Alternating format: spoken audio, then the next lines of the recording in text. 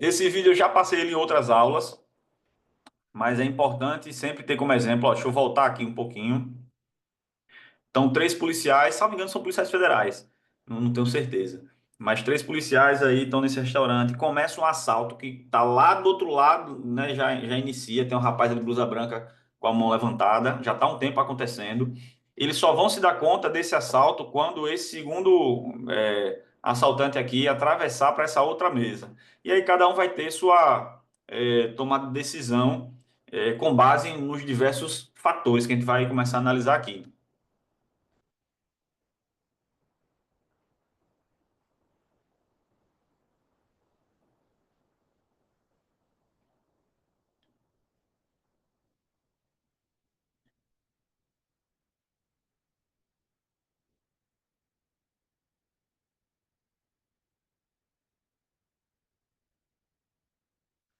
Então a gente vê, por exemplo, né, que um reage do começo ao fim, outro reage no começo, depois vai ali se esconder, outro não reage desde o início.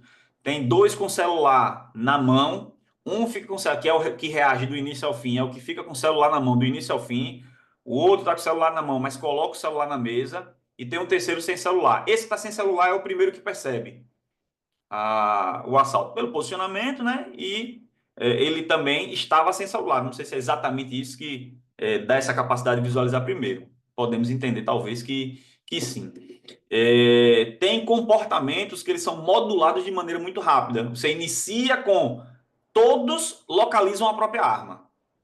Os três localizam a própria arma. Então, isso é uma coisa muito atrelada com quem passa pelo treinamento policial, que a primeira coisa que você faz antes de decidir é que nem abrir a geladeira para olhar, né?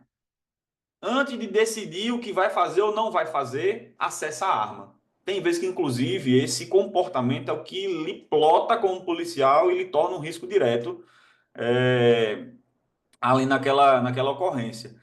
Mas eles acessam e aí dois sacam e um vai confrontar o tempo todo, o outro vai começar a confrontar e depois se esconder. Então vai ficar modulando aquele comportamento entre se preservar e confrontar. Aí o outro vai ficar no modo confronto o tempo todo e o terceiro ele vai ficar no modo proteção e preservação o tempo todo. E aí o que é que se passa na cabeça de cada um para poder definir, para ter esse resultado de comportamento? Será que é só mentalidade? Ou a gente tem algo, por exemplo, como estar vendo antes a situação começar. Então, o posicionamento pode interferir nessa capacidade de ver, né, antes. Se você vê antes, você pode tomar decisões mais complexas ou mais com um raciocínio maior. Então, são possibilidades. Às vezes, o lugar que você está sentado lhe permite definir se você vai confrontar ou não vai confrontar. Só para a gente entender aí um pouco dessas nuances da tomada de decisão no ambiente natural. Porque tomar decisão no ambiente natural, Frederico perguntou se pode reiniciar o vídeo, vou colocar de novo aqui. Tomar decisão no ambiente natural não é que nem responder um questionário.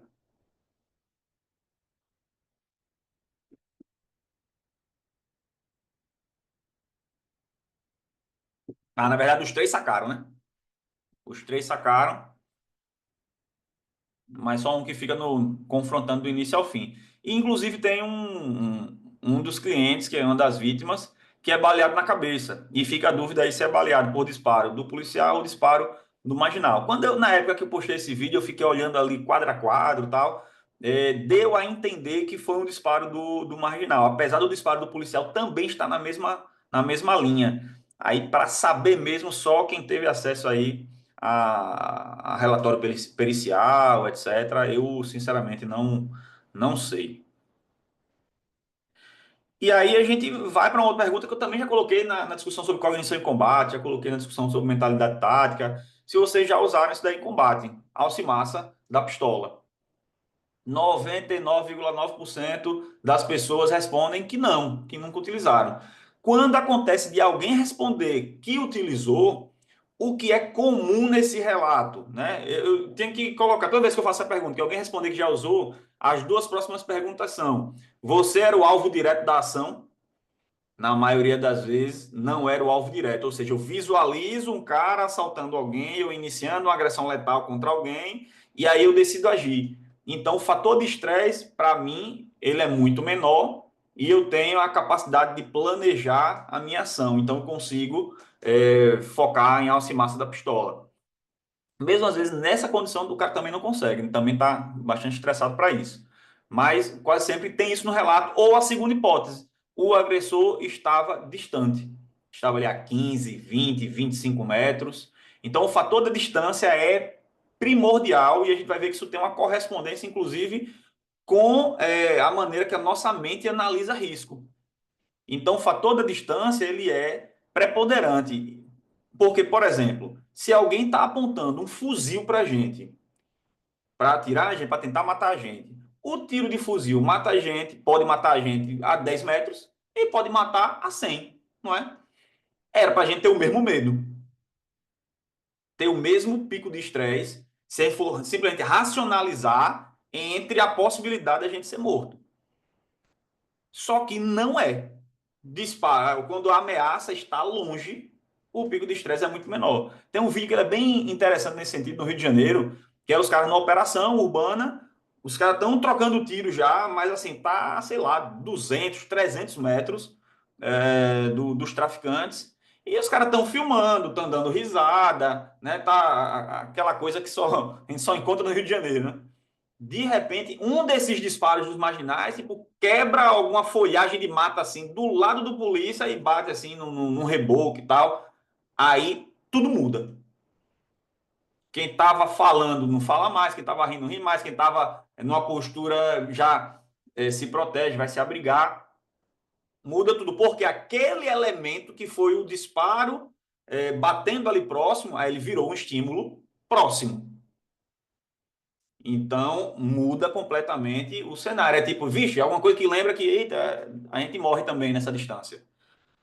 Então, só para a gente entender isso, isso vai ser determinante, inclusive, para a nossa capacidade de aplicar técnica, dos efeitos debilitantes do estresse na nossa capacidade motora, na questão cognitiva, na comunicação, para a tomada de decisão. Então, é interessante a gente pensar sobre isso quando fala sobre essa psicofisiologia aí, né, do combate. Rapaz, tá demorando a inteligência artificial aí, viu, Pedro? Ela tem um delay. Fala. Na hora que você coloca a mão, ela vai carregando. Sobre isso que você falou, eu sempre tive muita curiosidade sobre esse tema e tem um livro que chama Gunshot Wounds, que é do Vincent de Maio. Ele é Sei. um especialista, eu acho. E ele fala que muitos estudos apontam que a maioria dos tiros ali em confronto de armado 2 a 2 eles pegam na região abdominal ali, bem especialmente no aqui de fígado ou do odênio e tal. É uma área bem, bem comum de acerto.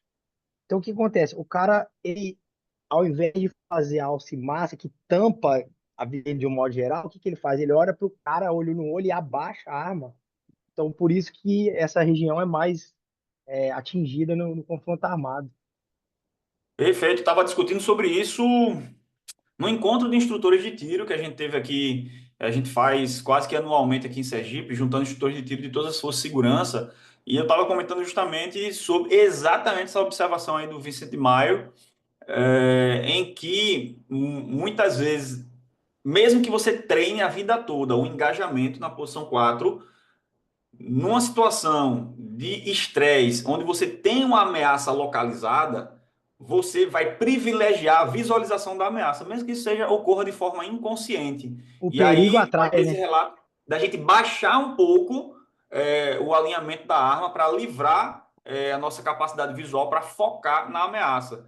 Então, Eu, isso daí, junto com, às vezes, alguns outros fatores do tiro, né? Que vai ter também gatilhada, antecipação a recuo, outras possibilidades. A gente vai ter pessoas sempre querendo disparar, por exemplo, na região de tórax e pegar na parte baixa, nas pernas, no chão. é, Então, eu, isso vai eu, ser muito comum. eu faço um teste aqui também que dá muito certo no patamar.